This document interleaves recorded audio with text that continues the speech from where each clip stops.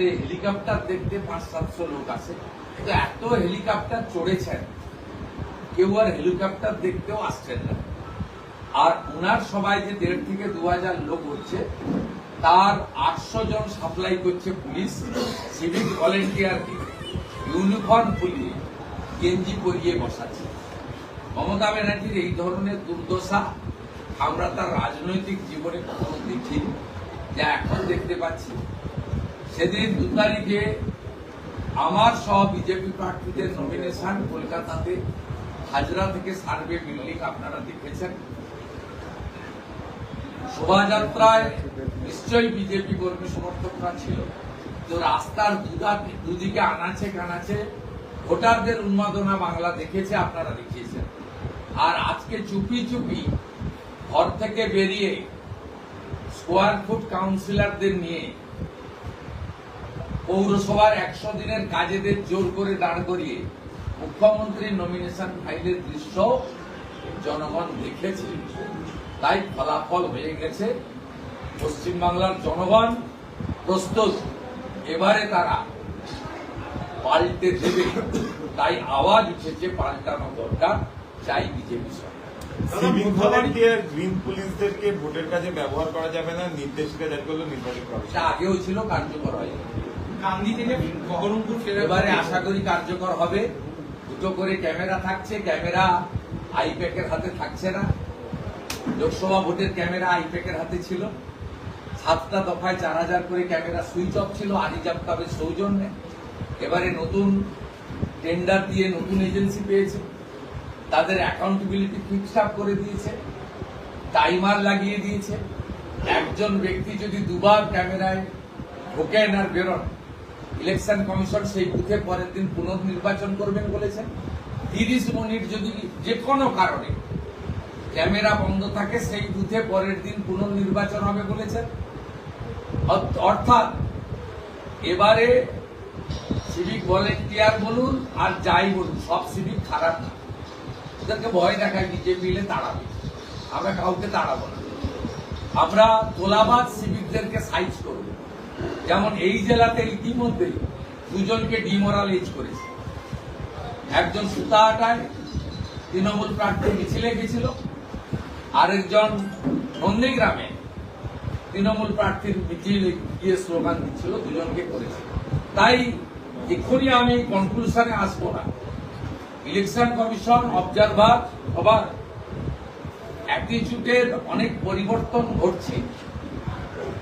তাই আজকে মুখ্যমন্ত্রী যখন নমিনেশন করছিলেন, তার কথোপকথনগুলো দেখবেন। তিনি অবজারভারকে জানতে চাইছেন আপনি ত্রিপুরার কোথায় বাড়ি।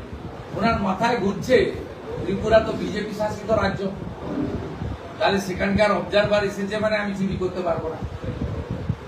তিনি আরোকে জিজ্ঞেস করছেন যে আরোর বিরুদ্ধে তিনি অভিযোগ করেছিলেন যে আপনি নন্দীগ্রামের ভিডিও ছিলেন। আরে সে তো 18-19-এ ছিল ভিডিও। আরোকে আমি ধন্যবাদ দেবো, তিনি তার পরে পরে কতগুলো পোস্টিং হয়েছে এই সরকারের আমলে, তিনি মুখ্যমন্ত্রীকে অত্যন্ত ভদ্রভাবে পোলাইটলি বলেছেন।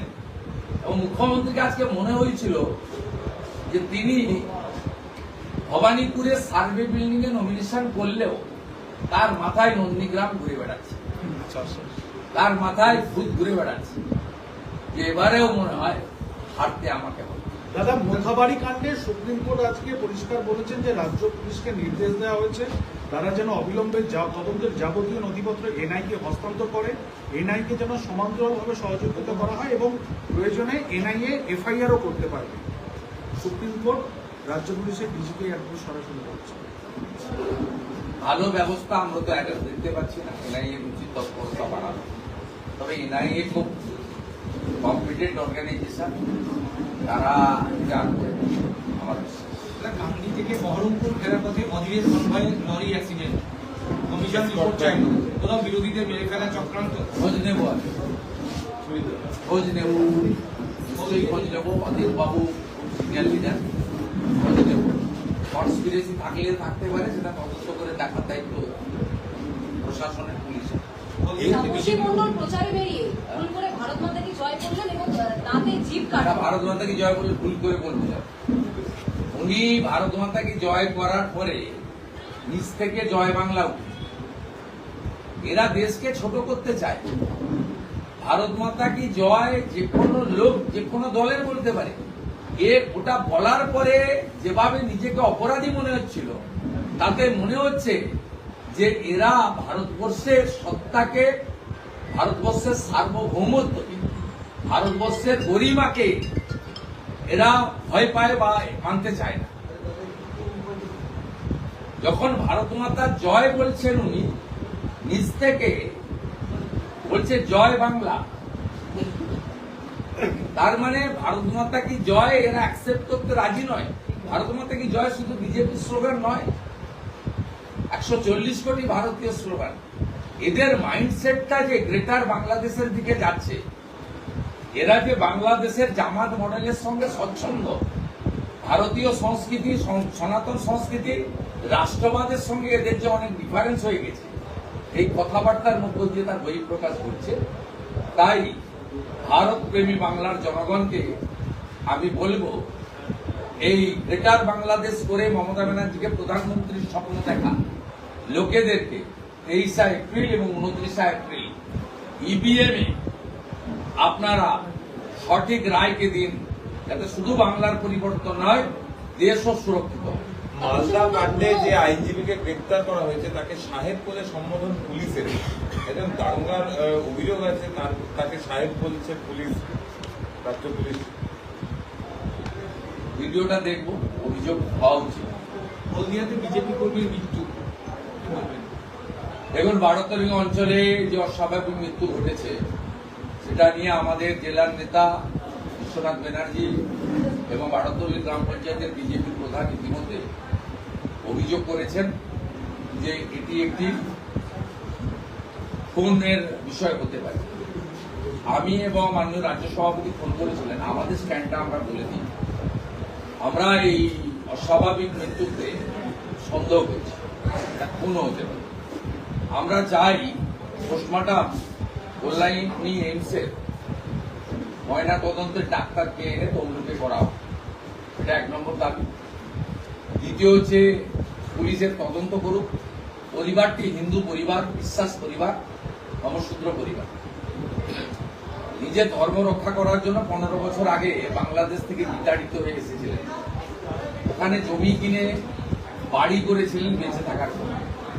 আমার মনে হয় এর পিছনে এইসব কারণও থাকতে পারে, যে ধর্ম রক্ষা করার জন্য হিন্দু পরিবার ওখানে সব ফেলে টেলে দিয়ে এখানে জমি কিনে বাঁচার জন্য এসেছেন, তাকে পৃথিবী থেকে সরিয়ে দেওয়ার বিষয়ও হতে পারে। তবে প্রাথমিকভাবে আমরা এটাকে বলছি রহস্য মৃত্যু। লোকটি বিজেপির সমর্থক এবং ধর্ম রক্ষা করার কারণে হিন্দু হওয়ার জন্য বাংলাদেশ থেকে 15 বছর আগে এসেছেন। আমরা দাবি করছি ময়না তদন্ত কেন্দ্রীয় সরকারের কোন হসপিটালের ডাক্তারকে দিয়ে, আমাদের তমলুকের ডিস্ট্রিক্ট হসপিটাল বা মেডিকেল কলেজের মর্গে ময়না তদন্তের যে পোস্টমর্টমের ঘর আছে সেখানে করা হোক, তা আমাদের পক্ষ থেকে দাবি। এই যে ইউপি হুমায়ুন কবিরের দলকে আজকে তাদের ফান্ড সম্বন্ধে জিজ্ঞেস করা হয়েছিল, তার বক্তব্য মমতা বন্দ্যোপাধ্যায় তো 7,000 টাকা ইলেকশন লড়ে এবং জেতেন। 2011 সালে উপেন বিশ্বাস একা টাকা নেয়নি, বাকি সবাই টাকা নিয়েছিল।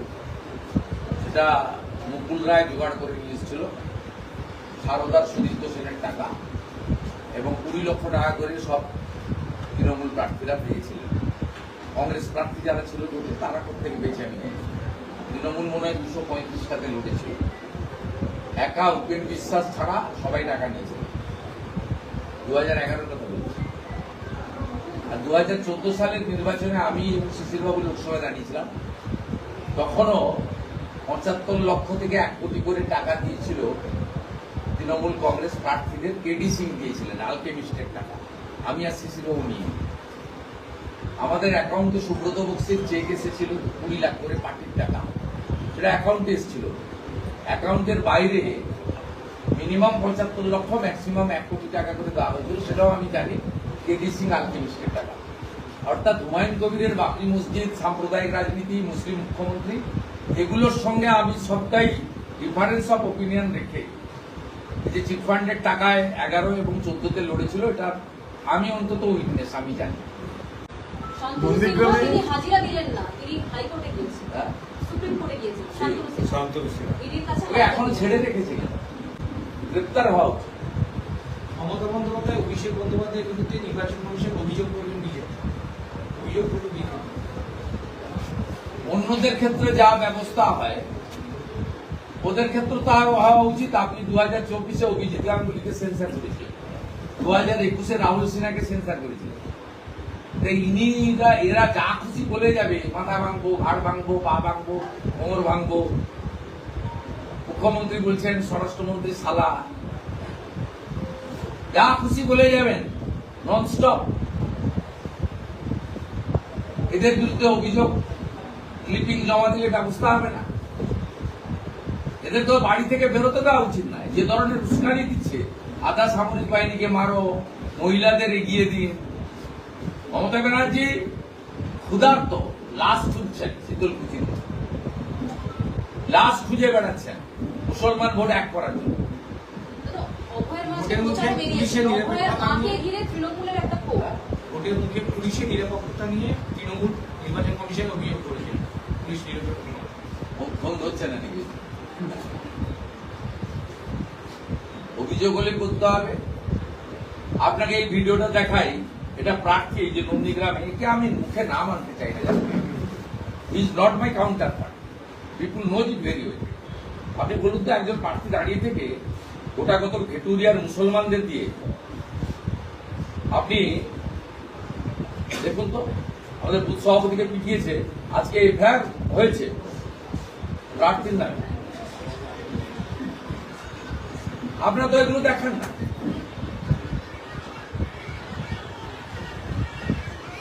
এই পঞ্চায়েত মেম্বার, আপনি বলুন তো, ইলেকশন কমিশন, আমি তো অবজেকশন দিইনি স্কুটিনিতে, আমার প্রয়োজন নেই দেওয়ার। আমি নির্বাচনে হারাবো, তো অবজেকশন দিলে ওর নমিনেশন যায়। ও একটা লোক বিজেপি পদ্মফুলের পঞ্চায়েত মেম্বার, আর তৃণমূলের রেজিগনেশন দেয়নি, তৃণমূলের বিধানসভার প্রার্থী। ইলেকশন কমিশনকে তো আমি প্রশ্ন করতে চাই, কোন আইনে আছে ভারতবর্ষের প্রাপ্তবয়স্ক নাগরিক দুটো রাজনৈতিক দলের সদস্য হতে পারে? আর রাজনৈতিক দলের সদস্য না হলে প্রতীক পায় না। উনি বয়ালের পদ্মফুলের পঞ্চায়েত মেম্বার, আর তৃণমূল কংগ্রেসের হয়ে বিধানসভার প্রার্থী।